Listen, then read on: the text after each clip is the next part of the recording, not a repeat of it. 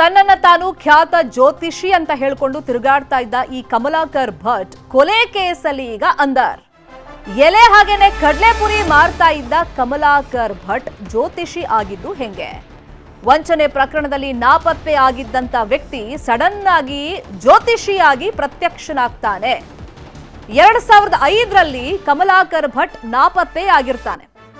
ಕೇರಳದಲ್ಲಿ ಜ್ಯೋತಿಷಿ ಶಾಸ್ತ್ರ ವಶೀಕರಣ ವಿದ್ಯೆ ಎಲ್ಲ ಕಲ್ತ್ಕೊಂಡು ಬಂದಿದ್ದಾನಂತೆ. ಬೆಂಗಳೂರಿಗೆ ಬಂದು ಆಲ್ ಆಫ್ ಸಡನ್ ಜ್ಯೋತಿಷಿಯಾದ ಈ ಕಮಲಾಕರ್ ಭಟ್ ಪ್ರತಿ ಜಿಲ್ಲೆಗಳಲ್ಲೂ ಕೂಡ ಈತ ಬ್ರೋಕರ್ಗಳನ್ನ ನೇಮಕ ಮಾಡಿಕೊಂಡಿದ್ದಂತೆ. ಈ ಸಂದರ್ಭದಲ್ಲೇ ಕಮಲಾಕರ್ಗೆ ಪರಿಚಯ ಆದಂತ ಮಹಿಳೆ ಸುಚಿತ್ರ. ಆರಂಭದಲ್ಲಿ ಈ ಸುಚಿತ್ರ ಕೂಡ ಬ್ರೋಕರ್ ಆಗಿ ಸೇರ್ಕೊಂಡಿದ್ದಂತೆ ಈ ಕಮಲಾಕರ್ ಭಟ್ ಹತ್ರ. ಫಸ್ಟಿಗೆ ಪರಿಚಯ ಆಗುತ್ತೆ, ಆಮೇಲೆ ಸ್ನೇಹ ಆಗುತ್ತೆ. ಅದಾದ್ಮೇಲೆ ಸುಚಿತ್ರಾಳನ್ನ ಮದುವೆ ಆಗೋದಕ್ಕೂ ಕಮಲಾಕರ್ ಭಟ್ ನಿರ್ಧಾರವನ್ನ ಮಾಡ್ತಾನಂತೆ. ಇಬ್ಬರ ಮದುವೆಗೆ ಸುಚಿತ್ರಾ ಗಂಡ ಮಹೇಶ್ ಅಡ್ಡಿಯಾಗಿರ್ತಾನೆ. ಸುಚಿತ್ರಾ ಗಂಡ ಮಹೇಶ್ನ ಕೊಲೆಗೆ ಇಬ್ರು ಸೇರಿ ಸಂಚನ್ನ ರೂಪಿಸ್ಕೊಂಡು ಹೋಗ್ತಾರೆ. ಆದ್ರೆ ಅದು ವರ್ಕ್ ಆಗ್ಲಿಲ್ಲ. ಮಹೇಶ್ನ ಟಾರ್ಗೆಟ್ ಮಾಡಿದ್ದು. ಆದ್ರೆ ಮಹೇಶ್ ಅಣ್ಣ ಈ ಗಲಾಟೆಯಲ್ಲಿ ಈ ಸಂಚಿನಲ್ಲಿ ಬಲಿಯಾಗಿ ಹೋಗಿದ್ದಾರೆ. ಕೊಲೆ ಕೇಸಲ್ಲಿ ಕಮಲಾಕರ್ ಭಟ್ ಅಂದರ್ ಆಗೋಕ್ಕೂ ಮುಂಚೆ ಆತನ ಹಿನ್ನೆಲೆ ಏನು, ಆಲ್ ಆಫ್ ಸಡನ್ ಆತ ಜ್ಯೋತಿಷಿ ಆಗಿದ್ದು ಹೆಂಗೆ ಅನ್ನೋ ಕುರಿತಂತೆನೂ ಮಾಹಿತಿ ನ್ಯೂಸ್ 18ಗೆ ಲಭ್ಯವಾಗಿದೆ. ಮತ್ತೆ ಸುಚಿತ್ರಾ ಪರಿಚಯ ಆಗಿದ್ದು ಹೆಂಗೆ, ಬ್ರೋಕರ್ ಆಗಿ ಸೇರ್ಕೊಂಡವಳು. ಅದಾದ್ಮೇಲೆ ಸ್ನೇಹ ಪ್ರೀತಿ ಆಗುತ್ತೆ, ಪ್ರೀತಿ ಕಾಮ ಆಗುತ್ತೆ, ಆಮೇಲೆ ಮದುವೆ ಕೂಡ ಆಗಬೇಕು ಅಂತೇಳಿ ಇಬ್ರು ಡಿಸೈಡ್ ಮಾಡಿರ್ತಾರಂತೆ. ಆದ್ರೆ ಮದುವೆ ಆಗೋಕೆ ಸುಚಿತ್ರಾ ಗಂಡ ಅಡ್ಡಿ ಆಗ್ತಾನೆ ಅಂತೇಳಿ ಆತನಿಗೆ ಮುಹೂರ್ತ ಇಡೋಕೆ ಪ್ಲಾನ್ ಅನ್ನ ಮಾಡ್ಕೊಂಡಿದ್ರು. ಈ ಮಧ್ಯದಲ್ಲಿ ಹೆತ್ತ ಮಗಳಿಗೆ ಕಿರುಕುಳವನ್ನ ಕೊಡ್ತಾ ಇದ್ಲಂತೆ ಈ ಸುಚಿತ್ರಾ. ಮಗಳಿಗೆ ಅಮ್ಮ ಮತ್ತೆ ಈ ಕಮಲಾಕರ್ ಭಟ್ ಕುತ್ಕೊಂಡು ಮಾತಾಡ್ತಾ ಇದ್ದಂತ ವಿಷಯ, ಕೊಲೆಗೆ ಸಂಚು ರೂಪಿಸ್ತಾ ಇದ್ದಂತ ವಿಷಯ ಗಮನಕ್ಕೆ ಬಂದಿರುತ್ತೆ. ಆಕೆ ಕೇಳಿಸ್ಕೊಂಡಿರ್ತಾಳೆ. ಭಯ ಆಗುತ್ತೆ ಪೊಲೀಸರಿಗೆ. ಸುಚಿತ್ರಾ ಮಗಳು ಕೊಲೆ ಸಂಚು ತಿಳಿಸೋಕೆ ರೆಡಿ ಇರ್ತಾಳೆ. ಆದ್ರೂ ಕೂಡ ಒಂದು ಭಯ ಆಕೆಗಿರುತ್ತೆ. ಮಗಳನ್ನ ಸಿದ್ದಾಪುರಕ್ಕೆ ತಂದೆ ಮಹೇಶ್ ಕರೆಸಿರ್ತಾರೆ. ಅಂದ್ರೆ ನಾನು ಸುಚಿತ್ರಾ ಜೊತೆಯಲ್ಲಿ ಇರಲ್ಲ, ಅಮ್ಮನ ಜೊತೆಯಲ್ಲಿ ಇರಲ್ಲ, ಹಿಂಗೆಲ್ಲ ಮಾತಾಡ್ತಾರೆ, ನಂಗೆ ಭಯ ಆಗುತ್ತೆ, ಹಾಗಾಗಿ ನಾನು ನಿಮ್ಮ ಹತ್ರನೇ ಬರ್ತೀನಿ ಅಂತ ಹೇಳಿ ಸುಚಿತ್ರಾ ಮಗಳು ಮಹೇಶ್ ಹತ್ರ, ಅಂದ್ರೆ ಆಕೆ ತಂದೆ ಹತ್ರ ಹೇಳ್ಕೊಂಡಿರ್ತಾಳೆ. ಸೊ ಮಹೇಶ್ ಕರೆಸ್ಕೊಂಡಿರ್ತಾರೆ ಮಗಳನ್ನ. ಎಲ್ಲ ಹೇಳ್ತಾಳೆ ಮಗಳು, ಮನೆಯಲ್ಲಿ ಈ ರೀತಿ ಎಲ್ಲ ಪ್ಲಾನ್ ಮಾಡ್ಕೊಳ್ತಾ ಇರ್ತಾರೆ ಅಂತ. ಹಾಗಾಗಿ ಸುಚಿತ್ರಾ ವಿರುದ್ಧ ಸಿದ್ದಾಪುರ ಠಾಣೆಯಲ್ಲಿ ದೂರು ಕೊಡ್ತಾರೆ. ಮಗಳಿಗೋಸ್ಕರನೇ ಸಿದ್ದಾಪುರಕ್ಕೆ ಸುಚಿತ್ರಾ ಬಂದಿರೋದು. ಅವತ್ತು ಮಗಳನ್ನ ನನ್ನ ಹತ್ರ ಕಳಿಸಿ, ನನ್ನ ಬಳಿ ಕಳಿಸಿ ಅಂತ ಹೇಳಿ ಪೊಲೀಸರಿಗೆ ಮೊರೆಯನ್ನ ಇಡ್ತಾಳೆ ಸುಚಿತ್ರಾ ಜೊತೆಗೆ ಠಾಣೆಗೆ ಅವತ್ತು ಬಂದಿದ್ದು ಕಮಲಾಕರ್ ಭಟ್.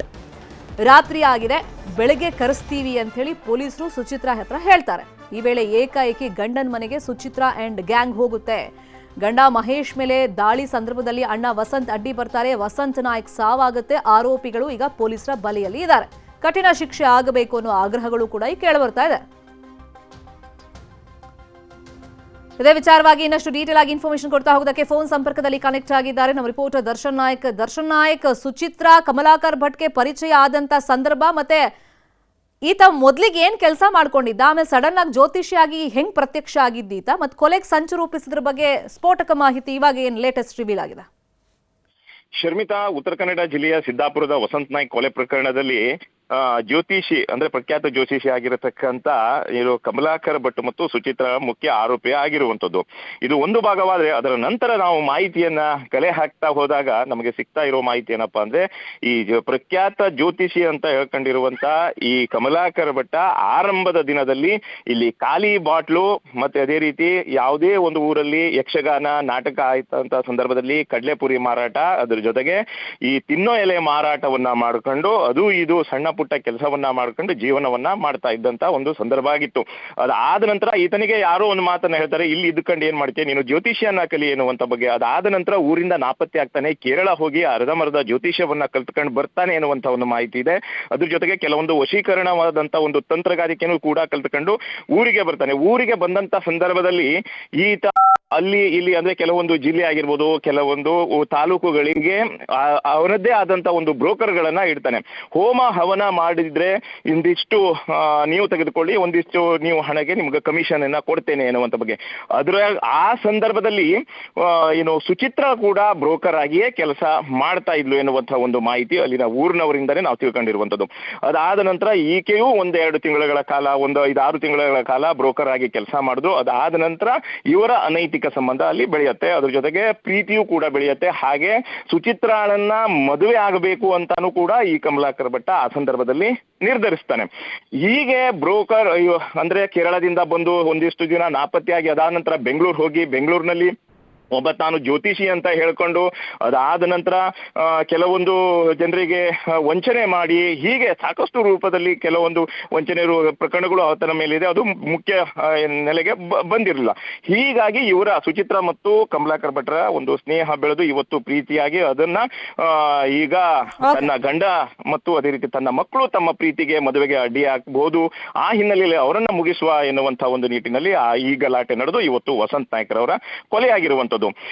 ಹೀಗೆ ಖಾಲಿ ಬಾಟ್ಲಿ ಮತ್ತೆ ಕಡ್ಲೆಪುರಿ ಮಾರ್ಕೊಂಡಿರುವಂತ ಈತ ಕಮಲಾಕರ್ ಭಟ್ಟ ಹೇಗೆ ಈಗ ಏಕಾಏಕಿಯಾಗಿ ಒಂದು ದೊಡ್ಡ ಜ್ಯೋತಿಷಿಯಾಗಿ ಬೆಳೆದ ಎನ್ನುವಂತ ಬಗ್ಗೆ ಸಾಕಷ್ಟು ಜನರಿಗೆ ಕುತೂಹಲ ಇದೆ. ಅದರ ಜೊತೆಗೆ ಈತನ ಒಂದು ಕೇವಲ ಪ್ರಖ್ಯಾತ ಜ್ಯೋತಿಷಿತನ ಅಷ್ಟೇ ಅಲ್ಲ, ಇದ್ರ ಹಿಂದೆ ಒಂದು ದೊಡ್ಡ ಆತನ 2 ನಂಬರ್ ಬಿಸ್ನೆಸ್ ಅಂತ ಕರೀತಾರೆ, ಅದೇ ರೀತಿಯಾದಂತ ಒಂದು ಬಿಸ್ನೆಸ್ ಕೂಡ ಇರಬಹುದು ಎನ್ನುವಂತ ಬಗ್ಗೆ ಜನರು ಹೇಳ್ತಾ ಇರುವಂತದ್ದು. ಯಾಕಂದ್ರೆ ಇಷ್ಟು ದೊಡ್ಡ ಮಟ್ಟದಲ್ಲಿ ಇಷ್ಟು ಹಣವನ್ನ ಸಂಗ್ರಹಿಸಲು ಹೇಗೆ ಸಾಧ್ಯ ಎನ್ನುವಂತ ಬಗ್ಗೆಯೂ ಕೂಡ ಜನರು ಕುತೂಹಲದಿಂದ ಕೇಳ್ತಾ ಇದ್ದಾರೆ, ಪ್ರಶ್ನೆಯನ್ನ ಮಾಡ್ತಾ ಇದ್ದಾರೆ. ಅದ್ರ ಬಗ್ಗೆಯೂ ಸಹಿತ ತನಿಖೆ ಆಗಬೇಕು ಎನ್ನುವಂತ ಬಗ್ಗೆಯೂ ಕೂಡ ಜನರು ಆಗ್ರಹಿಸ್ತಾ ಇರುವಂತದ್ದು. ಶರ್ಮಿತಾ, ಫಾಲೋ ಅಪ್ ಮಾಡೋಣ ಸುದ್ದಿನ. Thank you Darshan Naik.